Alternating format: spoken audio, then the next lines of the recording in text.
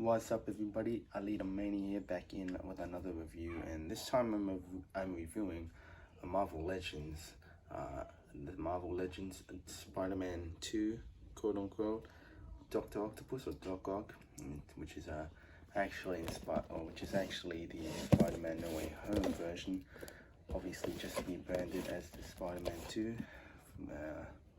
Don't know why, but hopefully that means we're getting some more Sam Raimi Spider-Man characters in the future down the line.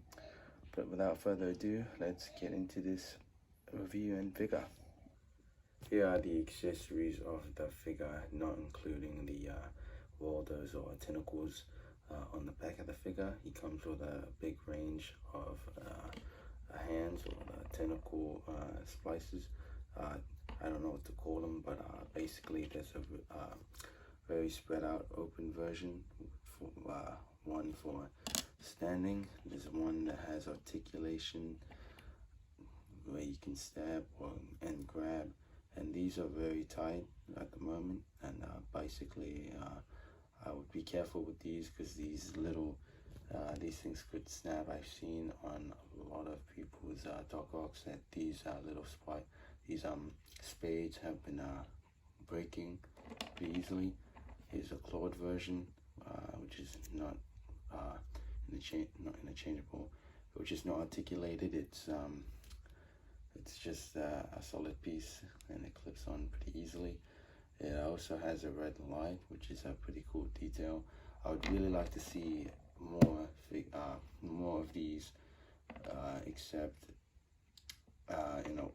with the white light, so the Doc Ock that's in control. He's also got a set of interchangeable claw or open hands, which do change on the figure. And I don't really know if I should call these goggles an accessory, because they are a separate piece, but they are stuck on the figure, or sculpted on, not really sculpted on the figure, they're glued onto the head scan. Wouldn't mind to see an angrier head scan, or a head scan without the goggles, but then again, this is definitely the Spider-Man No Way Home Dr. Octopus, because it's clearly not how he looked like in Spider-Man 2. It's clearly just a licensing issue, like I said before. But yeah, speaking of accessories, we'll be talking more about the figure itself. Starting off with, okay, so we're gonna be putting on the top tentacles. We're gonna be putting on I have no idea what they're called. It's not on my mind at the moment, but we're gonna be putting on the grabbing hands of the tentacles, like so, and they clip on pretty easily. Yep, that's 1, 2, 3, and 4, and that's what you expect. Alright, so here are all the claws and whatnot onto the figure. I didn't put the spread out standing open version because they are for the standing on the tentacles.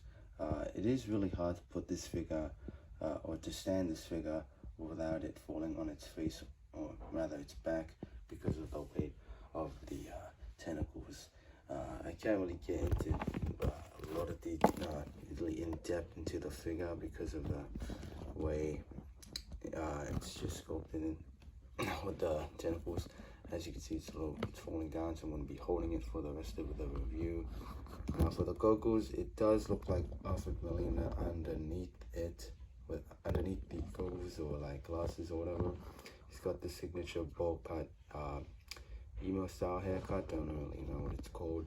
He's got two not interchangeable. He's got two rubber jackets or coats, which could be removed, but then again, why would you want to? One darker outer layer and one inner, and a black tank top or turtleneck, which he definitely did not wear on the in the Spider-Man 2 movie, Sam Raimi version. He's also got the weight belt or weight harness which I don't know if it's supposed to be the silver color, if it's just mine, I'm not really sure. Yeah, it's pretty plain Jane legs, which are pinless. I don't know why it took me a while to see that they're not pinless. He's also got no boot cut or toe articulation, which is pretty disappointing with the articulation as well. There's no double jointed elbows on this guy. He's only got a single jointed arm swivel on the mid joint and where the elbows are, which they could have easily done. And there's no ab crunch as well, which is understandable because of the tentacles of the octopus tentacles. But yeah, it's a really good figure, and it's a good figure. It looks really good, but posing wise, it's not really good, especially for the price point. You'd think they'd put more mobility on this guy, and as you can see, I am having a hard time trying to stand him up. Really should have just, there you go. Really should have just not touched them at all. But yeah, we'll be getting into the articulation right now. Alright, so we're gonna be getting into the articulation. We're not gonna be going over the tentacles as they are all the same thing. They do move. They are on a bendy wire, so it's really stiff on my one. So I'm not gonna be really forcing it out. But we're gonna be starting off with the toes or the foot, which has an ankle rocker pivot. Can go up and down, not too much. The legs can go this far up and not too much back because of the code. It's going to be hindering the back rotation. It's got double jointed knees that are stiff because of the pinless joints, and he's got a thigh swivel and thigh gap, thigh cut and thigh swivel. He does have a race rotation, but it is hindered again by the code and the tentacles on the back. He's got a arm rotation. I can go this far up. Bicep swivel, single jointed elbow that goes. You can also rotate as well and go that far up. Hinge on the hand, and I can go up and down and all the way around. His head can go can look that far down and that far up, and can swivel 360 all the way around. And here he is with the Spider-Man 99 plus Spider-Man 99. Spider-Man 90s version, the animated series. This version is so much more worse than this version. That is when it comes to the tentacles, because these are way too loose and it can barely stand. Whereas at least this one is attached to the back of the figure and will get looser over time. Can't really compare the two standing up on its hind legs, because this one is just horrible. It did not age well. But yeah, that's pretty much all I can say about these two. So here he is with Doctor Strange, another non-deluxe figure, but a figure that is really high in quality. And here he is with the Tom Holland integrated suit, or the Spider-Man No Way Home 3-pack Tom Holland Spider-Man.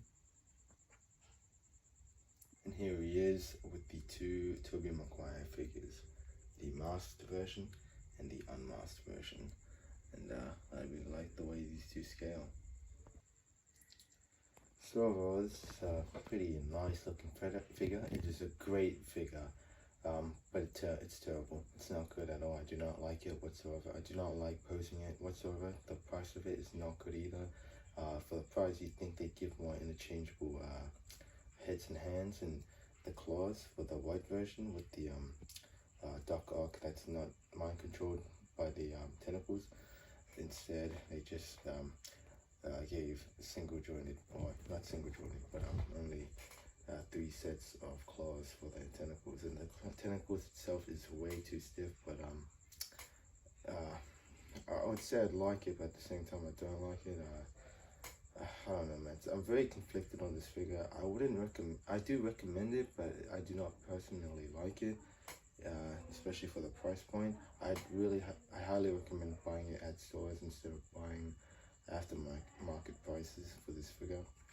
But if you did enjoy my thoughts and review on this figure, please subscribe to my channel, and bye-bye.